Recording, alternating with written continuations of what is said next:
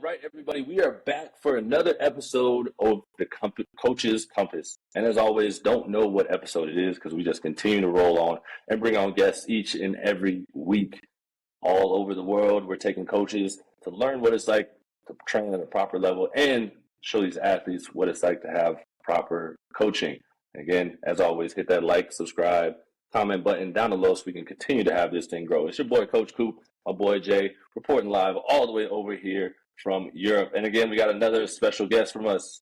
We got my boy, Mike, all the way from New Jersey. Now, Mike is a trainer, bodyworker to NFL, NBA, MLB, NHL, WWE, MLS, gold medalist, all pros, Super Bowl, NBA, and national champs, and much, much more, along with owner and coach of Freak Strength, straight out of New Jersey. So, Mike, welcome, and thank you for being here with us today. My pleasure. And my last name is Guadango. I know you didn't want to give it a stab. Nah, I ain't want to do that to myself. I ain't about to look crazy on here already. So, Mike, what's Mike doing in this industry that's setting him apart from the rest? You know, I don't know. I don't know what sets me apart. Maybe my mouth. I talk way too much shit. I don't know. What sets me apart? I don't think I'm a licensed acupuncturist. Maybe that's what sets me apart. I'm really into body work. But I mean, a lot of track coaches are into body work. No, bro, I'll be real with you. I don't think there's much that sets me apart from many other people. I've just been doing it for a while. I made just as many mistakes as anyone else. I'm pretty, I don't want to say I'm run of the mill because I mean, you know, actually, yeah, I guess for a strength coach I am. I got the beard. I got the shaved head now. You know, I have pretty great mentors. I like learning. I wake up every day almost every day I wake up at 3, 4 in the morning and I just read and learn and learn and learn and learn. And then I go to work and then I hang out with my family and then I go back to work and then I come home and I put my family to bed. So I'm pretty fucking average. I don't know. There's not much that separates me from most people. You make it sound so simple, but if you look at the track record, NFL, NBA, MLB, like we're talking about all these professional athletes, like they don't trust in just anybody, right, to work with them. Now they might just because they have the money to do it, but you talk about mentors. Who are some of the mentors that you've learned from and that you've taken and implemented into what you're doing? Yeah, so I suppose my resume sets me apart from most people, but as far as what I do. You know, I don't know. We do some sprints, we do some jumps, we throw some shit, we lift, put it down. You know, and if things hurt, we try not to make them hurt so much. But you know, I started off. I have a very simplistic approach to most of what it is that we do. I think so many guys overcomplicate things. If we're training a field sport athlete, what's the first thing that they got to do? They got to run. They have to sprint, and it's not just jogging.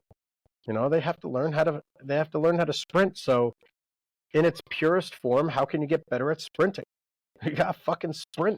And too many people are trying to avoid that. And, you know, to compare it to lifting, if someone has their max weight under the bar and they try to squat it and they grind it out, well, are you going to rest a minute and then do it again or rest 30 seconds and do it again? No, you got to rest longer than that. So when you're doing a max out sprint, it should probably be something similar to that because it's a maximum effort. It's not as heavy, but you're still putting max effort into it, so it's going to require some recovery. But if you're constantly, I don't know, working too fast, well, you're just training a different energy system. You're not training maximal outputs, right? So I think a lot of what I do is more intuitive, and it just happens to be scientific. But I think a lot of it's just intuitive training. When it comes to the bodywork aspect of things, we try to solve problems rather than just avoid them. You know, we try to figure out what the KPI is, what the key performance indicator for everything that we're doing is. So if someone has knee pain, like what's the lowest hanging fruit? Is it the quad? Is it the hamstring? Is it the calf? Is it the psoas? You know, it could be, is it the arch of your foot? You know, the plantar fascia? Is it the abductor hallucis of the foot? Is it the tibialis anterior? Like what is the issue that's causing that? We really try to get down to the root cause of whatever the pain might be. Or who knows, maybe it's all in your friggin' head. In which case, we just go for a walk outside. We go for a stroll. We talk about some shit other than what's going on. We come back in. All of a sudden, your knee feels fucking better. Like, who knows? But we try to do what's required for everyone to get the best results that they possibly can, while trying to keep it as idiot proof as possible. Like, keep everything simplistic, because when you're working with a bunch of kids, or a bunch of, not even kids, a group of adults, it doesn't matter. Like, they got other shit going on in their heads. You make something too complicated for them, and they ain't paying attention. They'll just fuck it up. So, we got to keep it as simple as possible for these people. I suppose that's what sets me apart. I keep things very, very simple. No, I've been actually watching you since 2018 when you were on, what was that, Juggernaut Training Systems, and I know you've been with Buddy Morris. I know you've been with James DeFranco, and I feel you may probably honestly be like the most well-respected strength coach that we've had on here. What do you think it was? And I think me still in my learning, I think as us all in our learning, as we're learning as we go through the field, is like your ability to ask questions and your ability to seek knowledge. I think there's something I would love to hear for you to speak on that, and your ability to do that within your career development from being an intern to where you're at now, that was able to separate you, because there's not many people that were able to serve under a Buddy Morris and a James DeFranco, and I've seen you have conversations and Q&As with Cal Dietz. It's like to go down those routes. I try to keep my student hat on at all times. I don't, but I try to, and I like questioning everything. I'm a skeptic. I'm a skeptic by nature. I shouldn't say by nature. It's learned behavior. But I really question absolutely everything, and it's always a why. Why? When I was interning for Buddy, I was always asking him why and what and how, and I mean, to the point where it was just fucking annoying to him. Get out of here, motherfucker.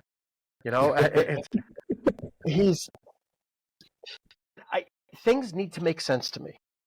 If they don't make sense, I won't do it. I have to know. I guess it's compulsive. I have to know the answer to things, and I have to understand why. The why is super important to me. Understanding why is like everything to me. So if I don't get it, I just keep asking, and I keep learning, and I keep researching. I went to acupuncture school because of Cal Dietz, because he started talking about RPR, and I was like, this seems like bullshit. I don't know, Cal. I don't know. Like, the way you're explaining this to me, I don't know. And acupuncture school is 151 credits. It's 9 semesters. Yeah. All to figure out like what the hell Cal was talking about. And, like, he and I, after I went to acupuncture school, I don't know if I had graduated yet, but he and I had him on the podcast, and we started talking about stuff, and I understood some of the things that he was saying. Like, I got how he was piecing some of the things together. I have to understand things thoroughly. So I suppose that that undying curiosity, the desire to just learn and to know, and I guess it's ego, because like I want to be the motherfucker that knows. I don't want to not know shit, and I like being the guy that people go to find answers. I think it was Anthony Bourdain. Caleb always used to love this quote. It's like a relentless curiosity. I think that's what he said, something along those lines. Like that's what I really strive to have. Like I just want to keep learning. Like it's one of my favorite things to do is just to learn. Like it doesn't matter what it is if it's useful to me. And I'm pretty pragmatic. So if it's useful to me, I want to learn as much as I can. I saw this TED Talk years ago where it takes 20 hours to become like average at anything.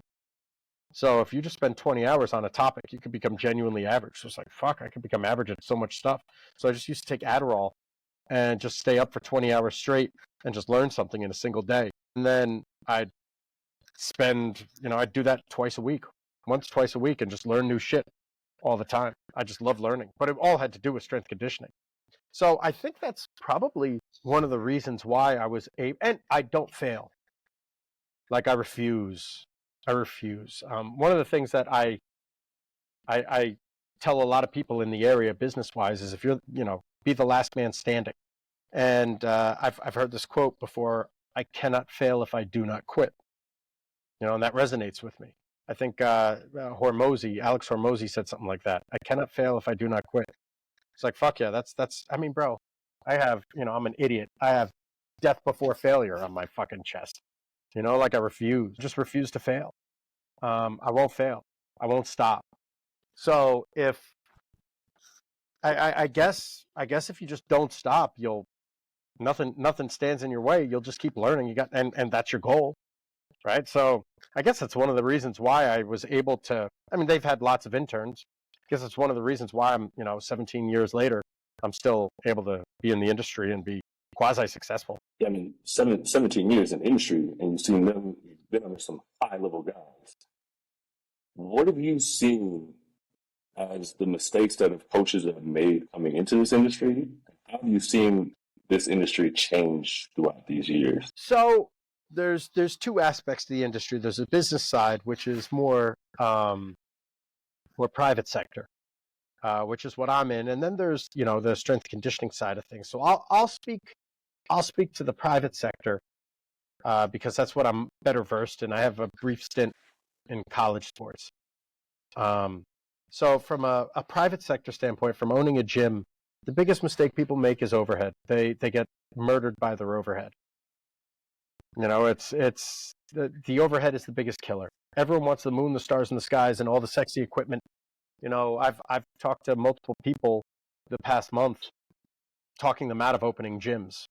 Because everyone wants to be like the guru on the mountain, or everyone wants to be like the guy that owns a gym. Like, I don't like people telling me what to do. And they don't know anything about business. Like, you need to learn business if you're going to own a gym. I think the biggest mistake gym owners make, I think the gym industry, gym ownership is the number 2 most likely to fail business of all businesses. Number 1 is restaurant industry. Everyone knows that. Number 2 is gyms. And every meathead thinks that they can run a gym just because they could pick shit up and put it down. So and the past few years, I've really dove down the rabbit hole of owning a business and learning how to operate the business. I think that's the biggest mistake that people make in this industry is they don't understand business, and they just bury themselves in overhead just because it looks cool or because they think they need it. They don't know what genuinely matters. I opened my first gym without a loan. I bought all my equipment used on Craigslist, and I still have most of that equipment. So I've trained over $1 billion in contracts with mostly used equipment. You don't need fancy shit. Just get results. Pick shit up, put it down, do some sprints, jump, throw some shit, get proper rest. If shit hurts, don't be an asshole. And you could do just fine. And the greatest thing about this is, Mike, you make it sound simple.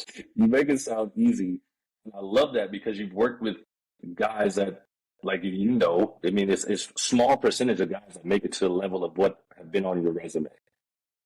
When you get these guys in, what is it like to get them started? What are you doing to kind of see their deficiencies or kind of know what you need to work on with these guys? So it's to clarify or to hone in on what you said. You said make it sound simple or make it sound easy. It is simple, but it isn't necessarily easy, right? It's a lot of work, but it's very, very simple. Training is simple.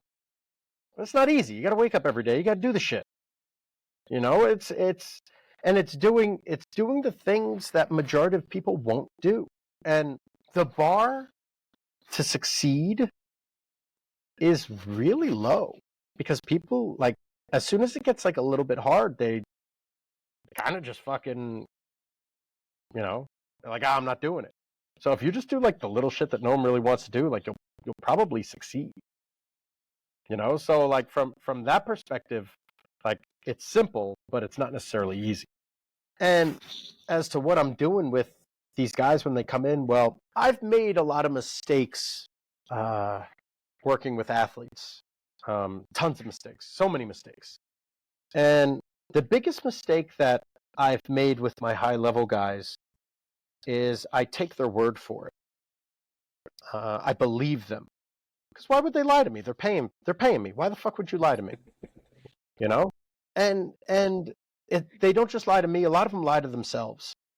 You know? And I need to, and this is the delicate balance of coaching versus business, is I need to meet people where they're at rather than what they say they want. Okay? And that's how you get the best results out of people. Like I've had guys come in and tell me they want to achieve sports mastery. And they want to be the best that there is. And they have the potential and the resume and the previous experience to actually have done it, to do it, and the ability. Like I've trained future Hall of Famers in multiple sports. And their actions don't line up with their words. So my job, I originally thought, what do you pay me for? Well, you pay me for accountability. I hold you accountable to everything that you say you want. You gotta, and I've lost clients because of that. I've lost athletes because of that, because I don't meet them where they're at. I take their word for it, right? And it's either too much pressure, or we're not on the same page. And why aren't we on the same page? Because I'm holding you to the standard that you told me you want. That's not necessarily my job. My job is to make you better. So that's something where I've fucked up in the past, that I know what it takes to be an all-pro. I do. I know what it takes. I know what it takes to go from nothing to make a team and to win a Super Bowl, or at least be on a Super Bowl winning team and to contribute to it. Like I know what it takes. I've trained guys that have done it. And I know what it takes to have a family and still succeed and be elite, because I've also had people that have done that and I've coached them through that.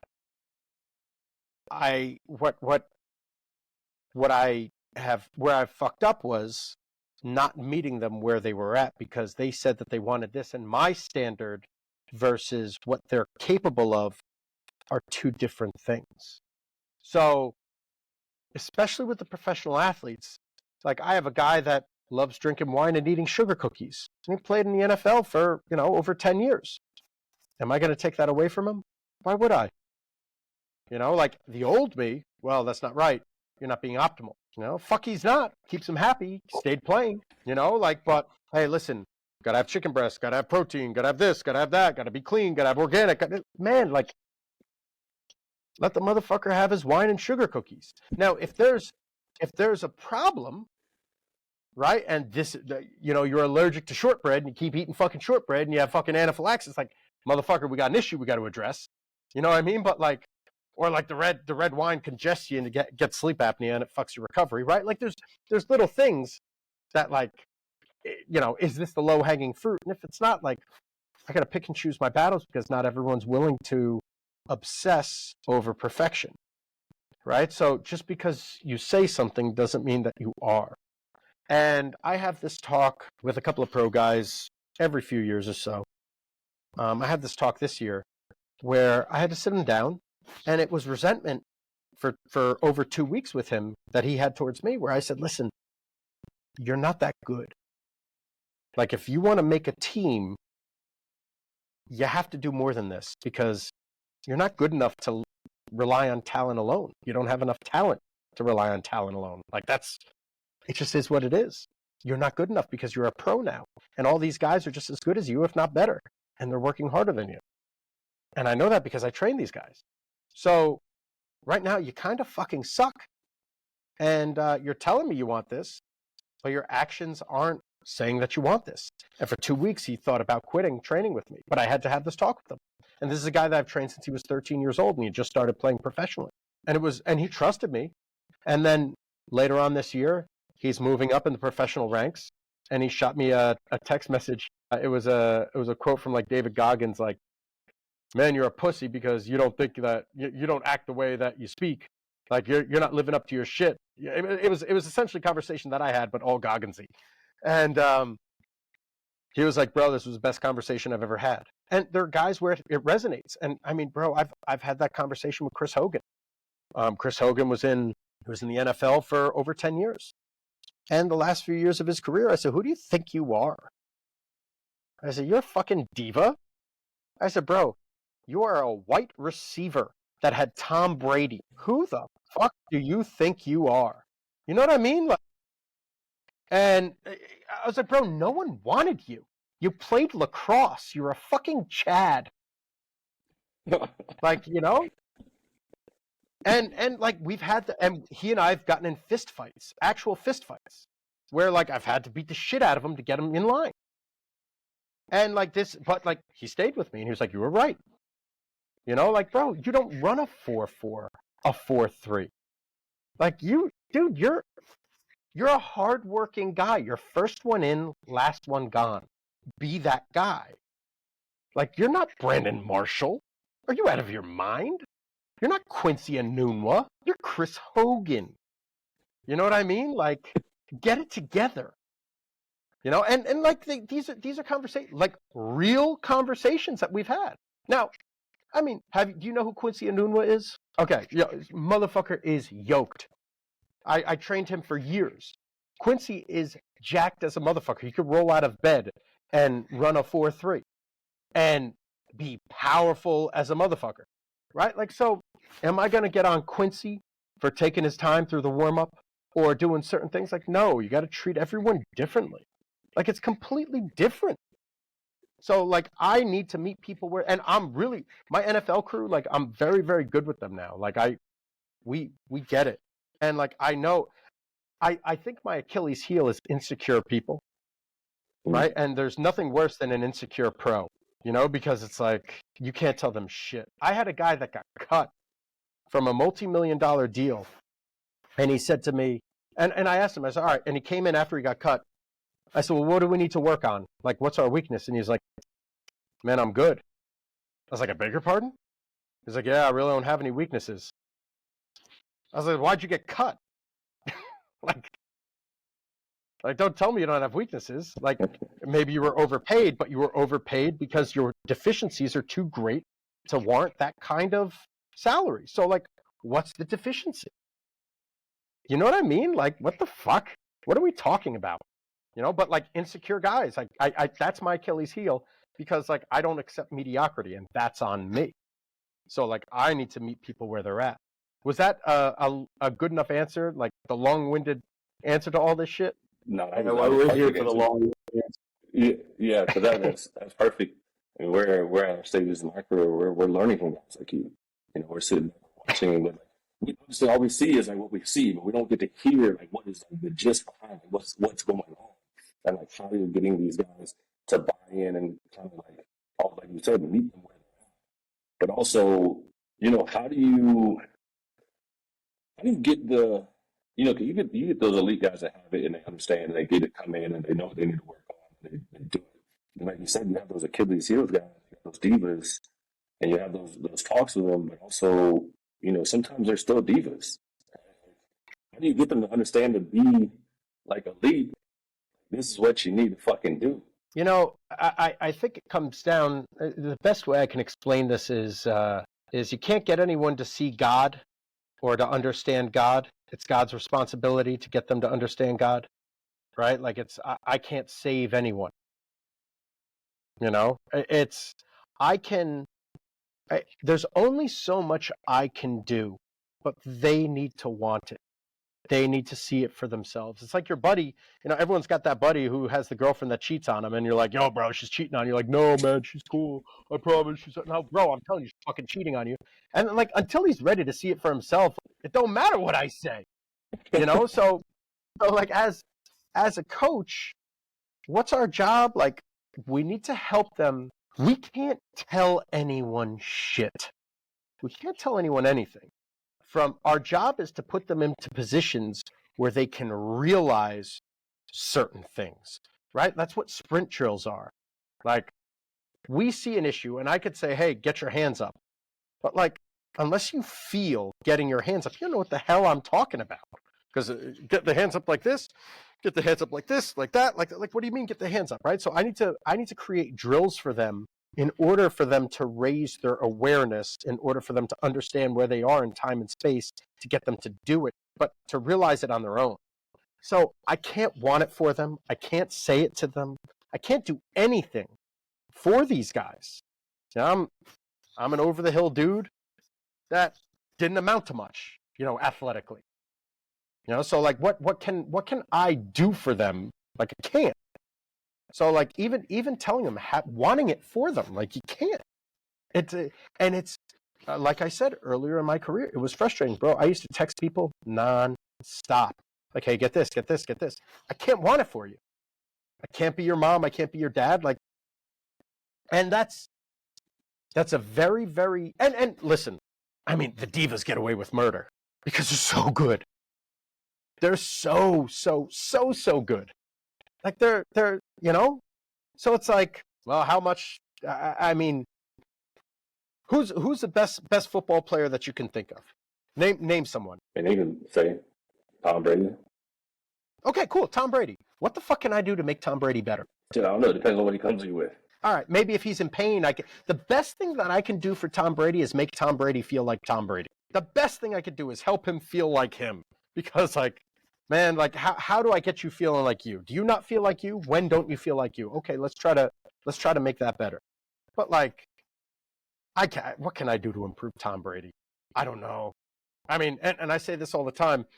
When I was first coming out, I saw Usain Bolt's program and I could have fixed it. Like the fuck do I know now, bro? So when you get those athletes that come in, like, so is that how your programming is based around? Like, what gets you to feel like the best you are? Like, what does that look like? So when I trained Kevin Love, he's a player in the NBA. One of the things that I did for him, like he met me and he stood up. He's like, "Nice to meet you," and his back was all fucked up. So okay, well, I got to get him to not feel like shit. So we had a couple of sessions together, and he was working out with the Cavs, and I was at the workout, and he started dunking. And the one assistant coach came up to me and goes, "Yo, I haven't seen him dunk in like a while." He goes, "He only dunks when he feels good." And he came over to his coach. He goes, "Oh, I feel like me again." You know what I mean? So it's like the little things that we can do to help either alleviate pain or increase awareness so they can manipulate through time and space efficiently, right? So like with him, I did some Eldoa stretches and some body work and an extended warm-up, and it like was the moon, the stars, and the skies for him. With a Devin McCourty, when I trained Devin when he was playing, we had the beginning of his career was a substantially different workout from the end of his career. And it took us about like 40 or 50 workouts to like really be good to go towards the end of his career. So with him, it was like, hey, let's just get general work capacity in because he came in skinny at the end of the year. He could barely lift his arms. Let's restore range of motion. Let's get your arms at least to like here. Let's get good volume of training in so your hips don't hurt, back doesn't hurt, ankle feels good. We need to make sure all these little landmarks feel good. Everyone's different. Like Quincy Enunwa, we tried hiding his neck injury for the whole season, until he got the guaranteed contract. Once he got the guaranteed contract, we're like, oh, great. So like we figured out that when he would run with his hands open, he had shocks sending down his shoulders, like boom, boom, boom, like every step, pins and needles would rush down his arms. So I was like, all right, how are we going to hide this? So we figured it out that if he just like held potato chips, like it was fine. All right, cool. So we run like we hold potato chips. And he got his guaranteed contract. We were good to go. And then he got injured and like he still got his 20 mil guaranteed. Right? So it's like, what do we have to do to make sure that these guys are and Hogan towards the end of his career, Hogan, I think it was his left leg or his right leg, one of his legs like substantially weaker than the other. Substantially. So like we did everything we could to make sure that leg was good.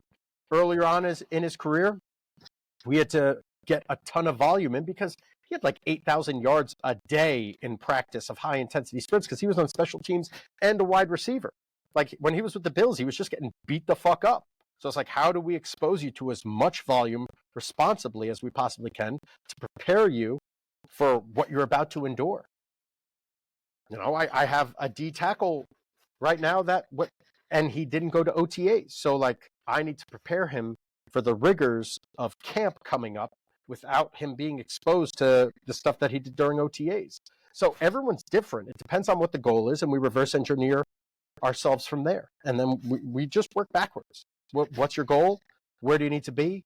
This is what I see. Do you agree with this? Okay, cool. Let's meld the two together. Industry for so long now. You've been in the industry for so long now, and I mean, I've heard your school of thought on, strength, and sometimes I've heard your school of thought on speed or just rehabilitation. What are some challenges that you're facing now? So you say I've been in for so long. I've been doing this for 17 years. I'm a baby. I feel like I'm a baby. I'm so young in this industry. I'm only 38. I've been doing this since I was 21. The challenge right now is I don't know enough. I don't know enough. Like right now, my biggest challenge is getting a hold of these elite coaches that I'm just trying to mimic. I'm fortunate enough to be, I'm currently being mentored by this guy named Rolf Oman. Rolf was on Randy Huntington's team of coaches. Randy Huntington was, I don't know if he still is, the Olympic coach, track coach for China. And he had Sue, who has the world record for 60 time, and he got him to PR at like 31 years old, 32 years old, after him like being over the hill at the age of 28. Correct. That's the re-engineering suit? Yeah. Oh, correct. Wow. Correct. So like, I'm trying to learn everything I possibly can from a Randy Huntington right now, and just like doing the best I can. Like my biggest overcome right now is trying to get in touch with that guy and learn everything that he does and mimic him as best as I possibly can for the next 4 or 5 years, and like get as much knowledge as I possibly can from him, Rolf Oman, a bunch of track guys, so I can learn as much as I possibly can. Our limiting factor right now is I'm not as good at data collection and data interpretation as I should be, because that's my limiting factor. Is like, how am I going to evaluate? How am I going to fix what I'm doing if I don't know what I'm doing? I could, I'm not quantifying anything. I need to quantify more so I could really improve everything. That's what I have to do. So I need to get different things to calculate different metrics or evaluate different metrics, and then figure out what works, what doesn't. I need to get in touch with people that are smarter than me more consistently, and keep them in my circle. And then also from a business standpoint too, I need to get better at business, because the only way I'll do this forever is if I make more money. So I have a responsibility to myself, to my athletes and my coaches, to make as much money as I possibly can, so I can do this as long as I possibly can. Like I have to do that. And from a training standpoint, speed, I need to learn more about speed. From a bodywork standpoint, I need to learn more acupuncture stuff. I need to get better at that. I'm not nearly good enough. I need to learn more pain management. I need to learn more rehab. I dove down some rabbit holes years ago of Postural Restoration Institute, PRI, some fascial stretch therapy stuff. And I'm not good at it. I know it. I'm not good at it. I'm not elite at any of this stuff. I need to be more elite. I need to be elite at all these things. I'm not good enough. You name it, I'm not good enough at it. So like, you say I've been in this forever or so long, like 17 years. I'm 38. I want to do this for another 30 years, 40 years. Like, imagine what I'll know then. How hard is it to sit back and say that you don't know this stuff? Like, openly say that, like, hey, I'm not reading enough, I'm not good enough. Because, like we said, like, we say 17 years, and to us, like, because we're still super young in this industry, and we look at a guy like you, and like, we're trying to get to that level. But you're sitting here and saying, man, I'm nowhere where I need to be at. Like, I'm trying to be better than what I even am. And then also reaching out to, like, you think, like, I mean, we do it on a daily basis, or reaching out to coaches to just get them on the podcast, right? And we know how tough that is. How tough is it for you, like, as credible in this industry, to reach out to these coaches and actually get them to answer and coach you, mentor you throughout the stuff? Yeah, bro. It's fucking tough, because, I mean, everyone has a life that extends outside of me. You know what I mean? Like, it's everyone has a mother-in-law, everyone has a father-in-law, like, the stepbrother, like, everyone's got, and all this stupid bullshit. Like, everyone's got a septic tank that overflows, like, all these inherent crazinesses that go on in my daily life. Everyone has the same shit going on. So like, have to understand that, like, this, I have to give people grace to understand, like, that I'm not high on their priorities. And even if I am, bro, people leave their kids in supermarkets by accident. Like, there's no greater priority than your own kid. You know what I mean? Like, and it's like, shit, I can't believe I did that. Like, slipped my mind. Like, and they're not bad parents. Like, shit happens. You know what I mean? So, like, I get it. And you just have to be persistent. You have to be kind. You have to be gracious. And you can't be too much of a pain in the ass because you rub them the wrong way. And you have to have a give first attitude. Like, I have given way more than I've gotten in my life, and I am very, very happy to say that. I'm okay with that. And I've gotten a fuck ton in my life. I've given away hundreds of thousands of dollars of training. Hundreds of thousands of dollars of training over the years. Easily. And I'm okay with that. Totally okay with that. You know, student first, are always a student, and give first mindset, and eventually down the road you'll get what you're hoping for, I suppose, or at least you'll go in a direction that you need to be in. So, like, trying to find these guys, yeah, you got to grease a lot of wheels, bro.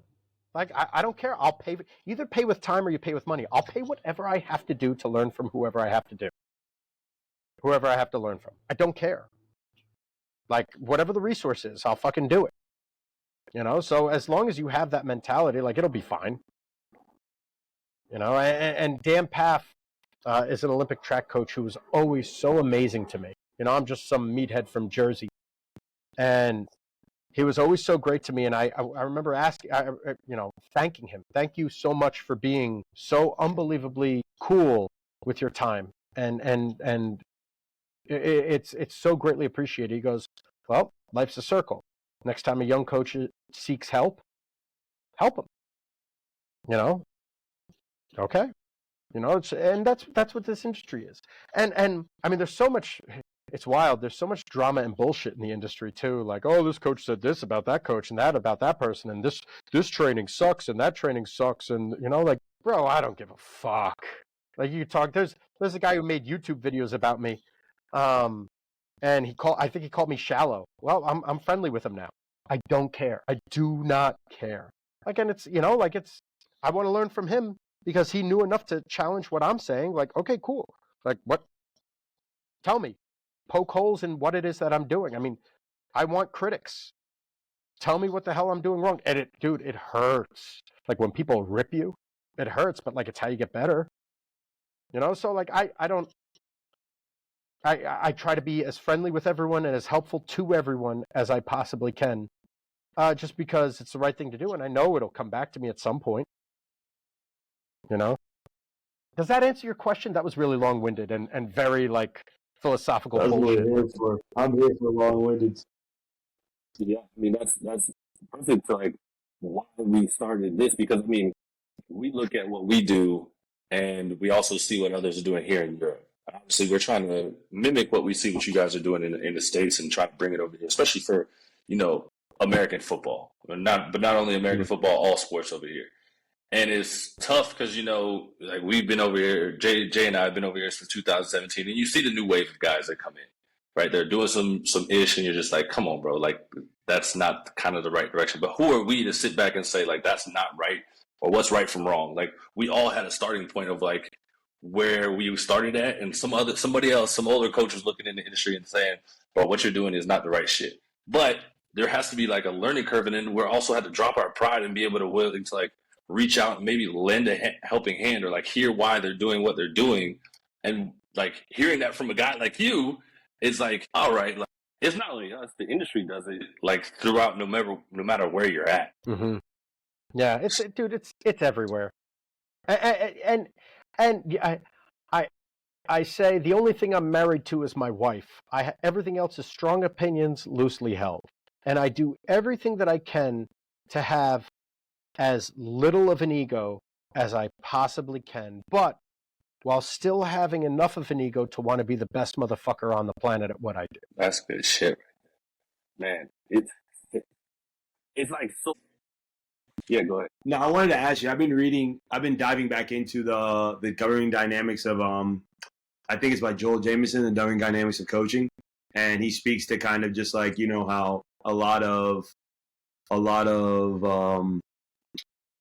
occupations like doctors and cooks have kind of just like there's government that falls within, or like lawyers, where it's like every lawyer, regardless of the sector they go into, kind of has a foundational knowledge on everything, or a doctor or a cook, etc. And I kind of wanted to just hear you speak and give a long-winded answer about how you were just saying, where it's like I kind of do the same thing where I get away from strength and I dive back into it. I get away from speed, I dive back into it. Right now, I'm kind of more so I'm diving back into like the data analysis and measurement side of things. The strength part is always there. I think I heard you say it on the Joel Smith podcast, but it's like, what is it? It's like strength is as easy as falling out of a boat and hitting water. But can you speak to that? Because just like sometimes it's just like you get that imposter syndrome in strength and conditioning, because it's just like you can get into the combine stuff, you can get into speed, you can get into strength, you can get into rehabilitation, you can get into, it's just so much. And sometimes I feel like, just like you said, where it's like I feel like shit, I may probably in 10, 20 years by now, I may know more, but still feel like I don't know enough. Jay, I fucking dig your shit, bro. That the governing dynamics of coaching or governing dynamics of sport is written by James Smith. James Smith. That's one of my mentors. He's phenomenal. Kudos to you for reading his shit, bro. That's awesome. It's like reading a fucking dictionary, but it's awesome stuff. It's really, really good. So what James talks about is the basal constituents of every profession, right? And the problem in sport is that the people hiring you, like if you're a lawyer, you know what it takes to hire, you know what it takes to be a good lawyer. Like typically only lawyers hire other lawyers, right? A law firm is run by lawyers. Doctors know what it takes to be a good doctor, so to speak. Doctors aren't necessarily being hired by people that aren't in the medical field. But coaching, where James says the issue is, coaching is hired by people that literally know nothing of physical preparation, right? So with the governing, and he compares the Michelin-rated chefs, right? Like all the, like they know every single aspect of the kitchen in order to be a Michelin-rated chef. But to be a good coach, you don't have to know shit about physical preparation. You could just be fucking lucky and have really good talent. You know what I mean? So to speak as to the rabbit holes and how far of which one you dive down, man, I learned about structuralism, and I was very, very good at structuralism with the hyperkyphosis, the forward head posture, the flat spine, the hyperlordosis, the scoliosis, flat feet, valgus, varus, all that stuff, right? And you look at Michael Phelps, who's a hyperkyphotic posture. How many fucking gold medals he have? 23. You look at Michael Johnson, who's hyperlordotic. That motherfucker had the fastest 100, 200, and 400 while running the 400. Like something stupid like that. Like don't tell me that these postures are going to give you cancer, because I just looked at 2 gold medalists, like insanely gifted athletes that have these 2 ailments in quotes. So I learned all about it just to think like, well, this is bullshit. I don't need to ever think about this again because of, like I'll never have to give it the time of day. But and you look at the best deadlifters in the world, guys that pull 1,000 pounds, they're hyperkyphotic. They're all rounded postures, and they all have forward head postures too. So how much does it matter? Well, to the people that it matters for, it matters. For the people that it doesn't matter for, it doesn't matter. Typically. Right? So you apply it, learn as much as you can. Like, enjoy the rabbit hole. You're into it? Dive down. Only if, let me backtrack. You need to look at your personal KPIs, what your limiting factors are. Right now, is money a limiting factor? Right? If money's a limiting factor for you, then you need to learn whatever's going to make you the most money in the shortest amount of time for what you're currently doing in order for you to continue doing what you're doing, right? We all have different KPIs. So like, Yeah, I mean, you could be the hardest worker in the room, but if you're fucking broke, like, it don't matter what you know. You ain't training no one. You're not even eating. Like, you don't have any place to live. It doesn't matter, right? So figure out what gets you to where you need to be. What's the lowest hanging fruit from every single aspect? Then, well, why can't I get people in the door? Well, shit, okay, I don't have anyone to train. Well, then you need to learn sales, right? Well, now these people aren't staying. Okay, you need to learn retention. Does your product suck? Does the environment suck? Are you not giving them what they're asking for, right? Like all these little things in order to get to where you want to be. So you need to make sure that the key performance indicators for you specifically to live the life that you want to live are all being met before you learn the stuff that doesn't matter. So you need to make sure that you organize your life in a way that's optimal for your existence first. That's why business for me was, my wife quit her job. We had a daughter, and she was made to be a mom. She's an awesome fucking mom. She's very maternal. She's not made for this modern day America. We're a traditional family. And I married a woman that was a teacher, and I thought, oh, cool, I have a pension. Cool, she'll always be a teacher. She could always do it. And she said, no, I want to work. I want to homeschool our kids. I'm happier at home. And she quit her job, and I was like, fuck. Like that's $2,000 a month in insurance. And then I had to make up for her lost wages, $3,000 a month of it for insurance, almost. And I had to make up for her lost wages, her lost income of $60,000. So I had to figure out a way to make $90,000 extra a year. So I had to learn business pretty fucking quick, right? That's my lowest hanging fruit. Like that was my biggest pain. So I spent the past 20 plus months diving down business because my daughter's 24 months old and my wife quit her job, in August for a September paycheck. So I was like, oh, fuck, so like I had to put a lot of training energy to the side, make sure that the financial situation of my household was stable enough for us to continue living our life. So like, you do what's required. You don't do your best. That's another Hormozy quote. Do what's required. So what's required for Jay to do what he wants to do at this juncture? Do you have the money? Cool. If you have money, all right, we don't need to worry about money. Then we need to learn. But figure out what your lowest hanging fruit is. So if you have money, cool. What are your clients suffering from the most right now? Like you might want to learn about speed, but you got guys in wheelchairs. Well, what fucking good is speed training?